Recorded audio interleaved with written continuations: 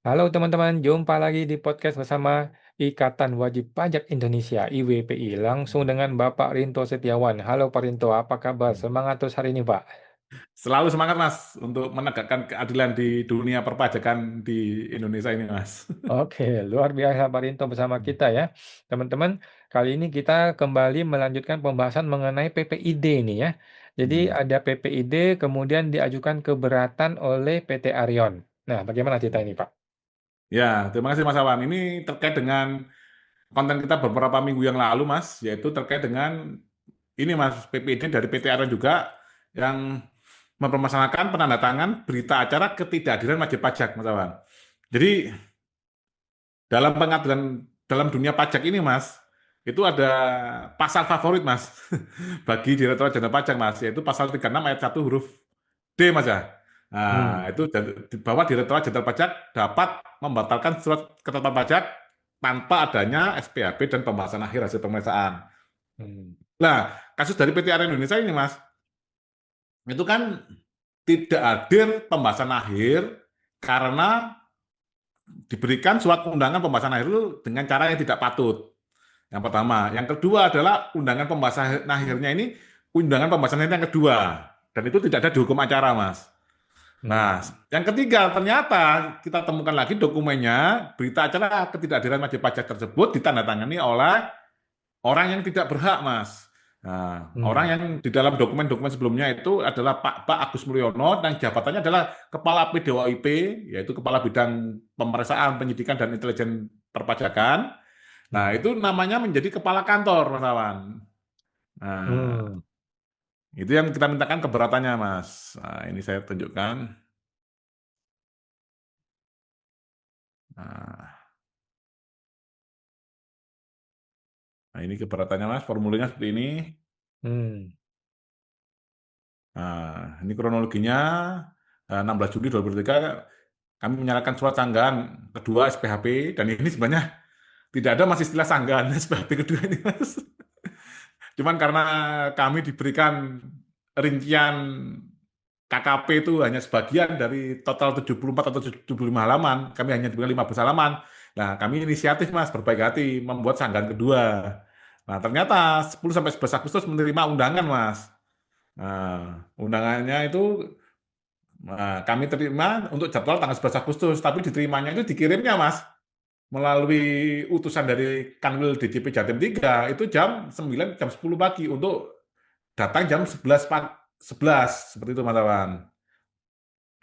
19 September menerima SKP, 2 Oktober sampai 31 Oktober kami mengajukan permohonan informasi terkait rincian dasar perhitungan SKP dan STP.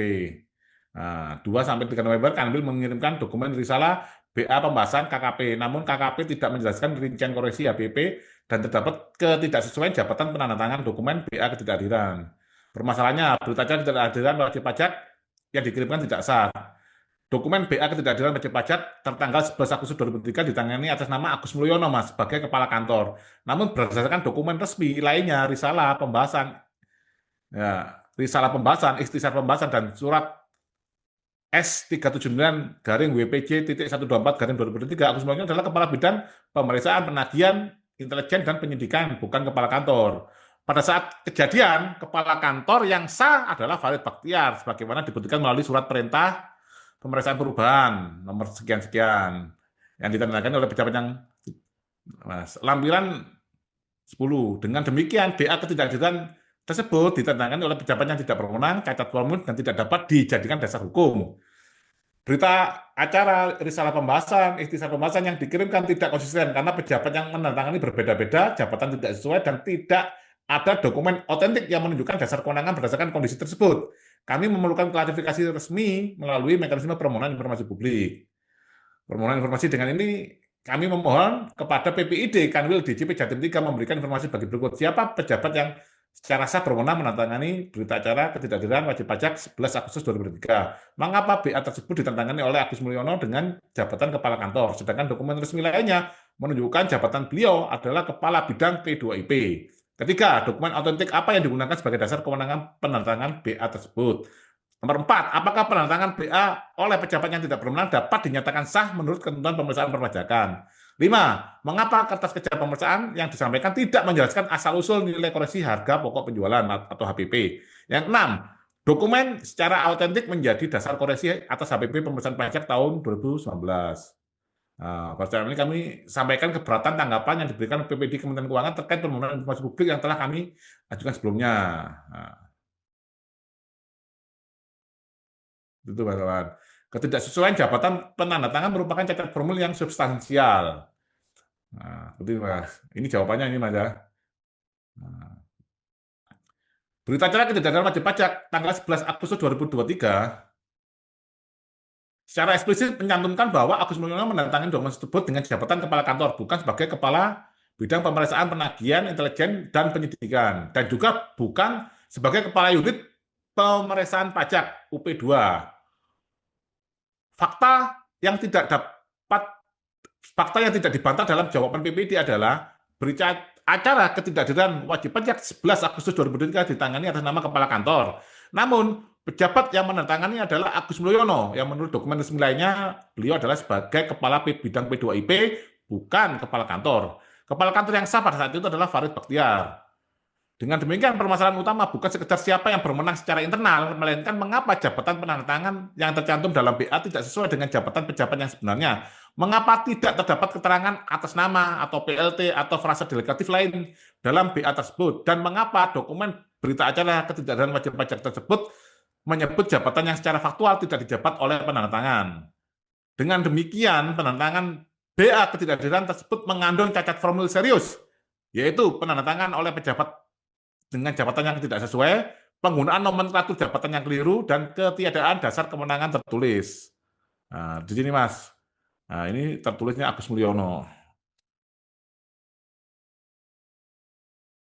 Nah, sini Agus Mulyono. Nah, ini kepala kantornya adalah Farid Bakhtiar, kepala kantor DJP Jatim 3 waktu itu Mas. Ini Desember 2022.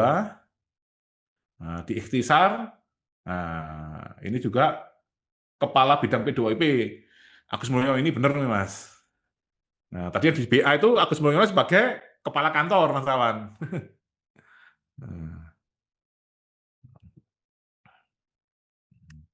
Nah, klaim pelimpahan wewenang harus dibuktikan dengan dokumen autentik.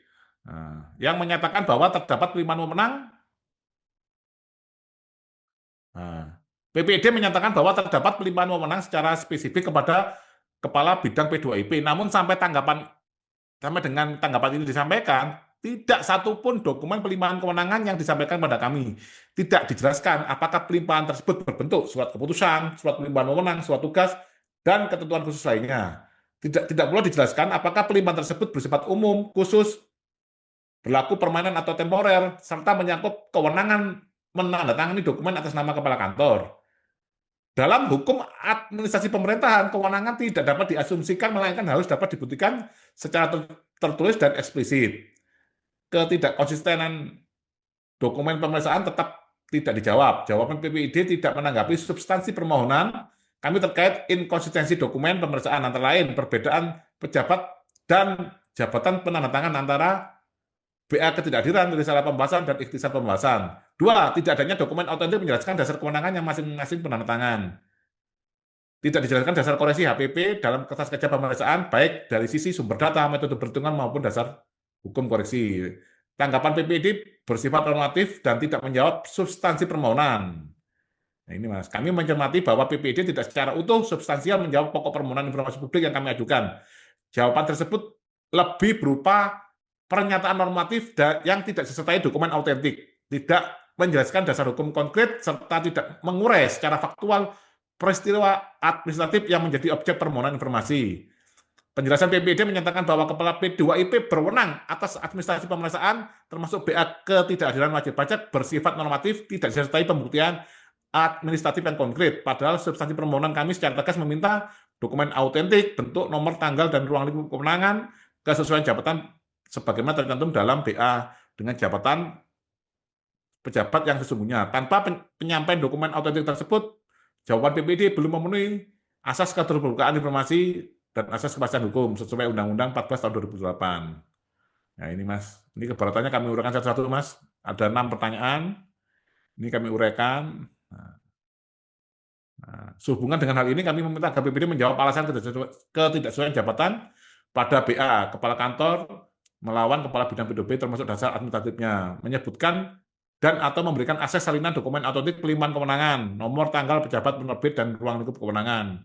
Yang ketiga, menjawab norma pertanyaan nomor 4 secara tegas, status keabsahan BA jika ditantangani pejabat tidak berwenang, menurut ketentuan pemeriksaan perpajakan. 4, menjawab pertanyaan nomor 5 dan 6 dengan menjelaskan asal-usul koreksi HPP di dalam kertas kerja pemeriksaan dan menyebutkan dokumen autentik dasar koreksi HPP dalam pemeriksaan pajak 2019. Nah, ini jawaban dari PPID itu, Mas, mengapa kita ajukan keberatan, kita konversi ke dalam ini, Mas, ChatGPT, Mas Awan. Ada 6 pertanyaan, ya, yang 100% dijawab hanya nomor 1, Mas. Yang lainnya 0%, Mas Awan. Nah, jadi yang terjawab 16,67%, tidak terjawab 83%. Kesimpulan berdasarkan ChatGPT, Mas, ya, AI, berdasarkan analisis objektif atas jawaban PPID hanya nomor 1 dari 6 permintaan informasi, 16,67% yang dijawab secara substantif, sementara 83,33% permintaan informasi tidak dijawab sesuai substansi dan tanpa dukungan dokumen autentik. Seperti itu, Mas Aman. Wah, kacau balau kalau begitu caranya ya. Tetapi ini PT Haryon sangat-sangat lengkap ya. Ini gimana Rek Jelata bisa membuat keberatan seperti ini, Pak? Ini Jadi detail sekali, memang teman-teman ya. untuk bisa membuat seperti ini memang kita harus rapi administrasinya. Seperti itu, Mas Awan dan teman-teman sekalian. Jadi kalau dokumen kita sudah rapi, ya kita dengan adanya sekarang bantuan AI dan lain-lain kan lebih enak, Mas. Jadi yang menjawab tadi kan sudah kita serahkan ke AI juga sebagai acuan bahwa ini loh, AI aja Pak, tidak menjawab gitu loh. Bukan kita yang ingin mempermalukan pejabat PPID, Mas.